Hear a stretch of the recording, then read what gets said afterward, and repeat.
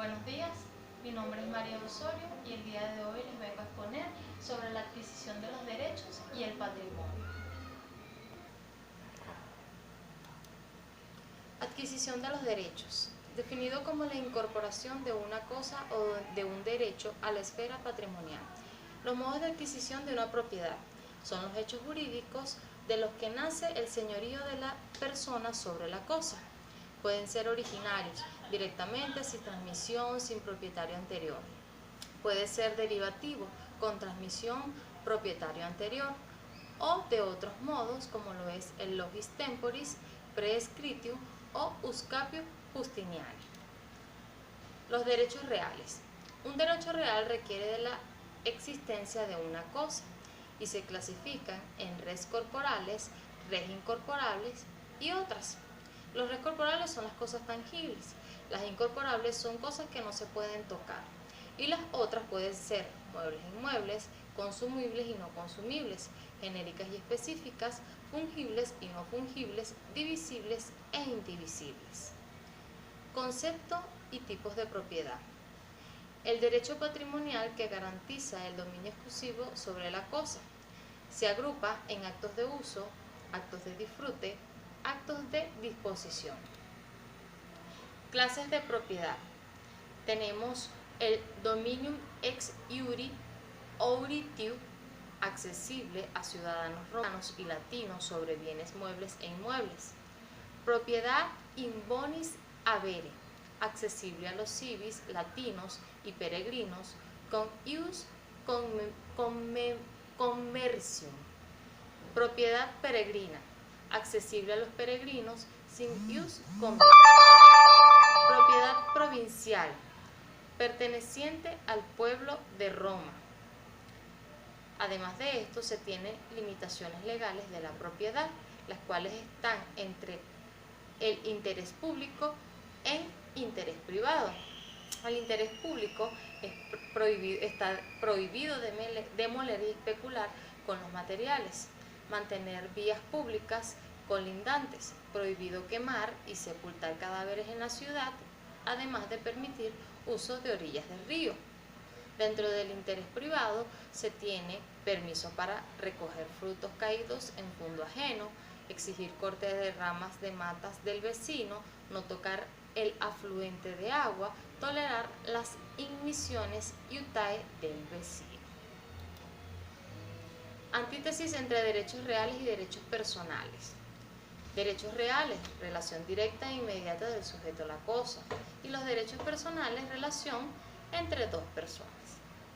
Hechos y actos jurídicos. Hechos jurídicos son todos aquellos acontecimientos que tienen relevancia para el derecho. Se tiene que pueden ser simples, complejos, positivos y negativos.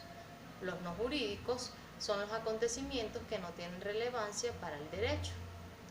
En su clasificación de los derechos jurídicos están naturales, humanos, voluntarios, involuntarios, lícitos, ilícitos, positivos, negativos, simples, complejos, dependientes e independientes.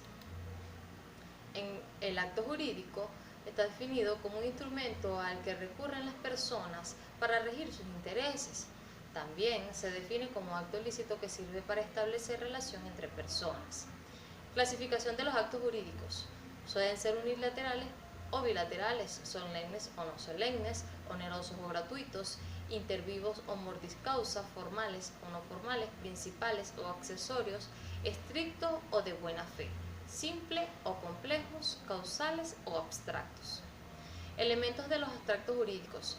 Pueden ser de tres formas: elementos esenciales, elementos naturales o elementos accesibles. La especificación es cuando un trabajo se ejecuta en materia ajena y por efecto del trabajo se experimenta una transformación. La unión específica, cuando se emplea materia en parte propia y en parte ajena para formar una cosa nueva. Y el jurídico, si la mezcla es con el consentimiento de los dueños, se crea una incorporación. Tenemos otros dos términos, que es la confusión y la conmixtión. La confusión es la comunidad de bienes dada a mezclar líquidos. Y la conmixtión, modo de adquirir propiedad mediante la unión de dos sólidos. El patrimonio es un conjunto de relaciones jurídicas que tienen utilidad económica, susceptible de estimación, constituidas por activos y pasivos. Sus elementos son composición como conjunto unitario de derechos y obligaciones, significación económica y pecuniaria, y atribución a un titular como centro de sus relaciones jurídicas. Por otra parte tenemos derechos reales y derechos personales. Los reales son aquellos que crean entre dos personas y la cosa una relación directa e inmediata, son absolutos y se cree contra cualquiera que tenga la cosa en su poder. Los personales, a su vez, es el vínculo jurídico entre dos personas. Se necesita dualidad de sujetos, deudor, acreedor, son relativos y son sólo contra el obligatorio. Todo lo antes expuesto es importante llevarlo a nuestra realidad.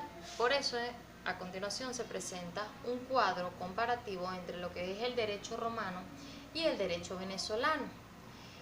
Con respecto al tema de la propiedad, el derecho romano hablaba de la pertenencia sobre una cosa determinada. Se podía distinguir la propiedad pública y privada, un derecho exclusivo, absoluto y perpetuo.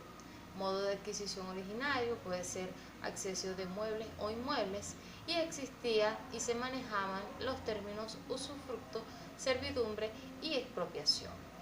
Llevado a nuestro Código Civil venezolano, en los artículos 545 se habla del derecho de usar, gozar y disponer de una cosa. En el 525 las cosas, objeto de propiedad pública o privada, son bienes muebles o inmuebles. Habla de la exclusividad en el dominio, eliminación de la absolutividad de los derechos de acceso, producto de la cosa, naturales o civiles, incorpora o une la cosa a bienes o inmuebles, y el usufructo reflejado en el artículo 530, servidumbre en su artículo 709, y la expropiación en el artículo 547 del Código Civil venezolano. Por último, en cuanto al tema de acceso, el derecho romano hablaba de acceso de cosas inmuebles y acceso de cosas muebles. En el derecho venezolano habla en el libro segundo, título 2, capítulo 2, sección 1, del acceso de muebles, y en el Código Civil, el libro segundo, título 2, capítulo 3, sección 1, sobre el acceso de inmuebles.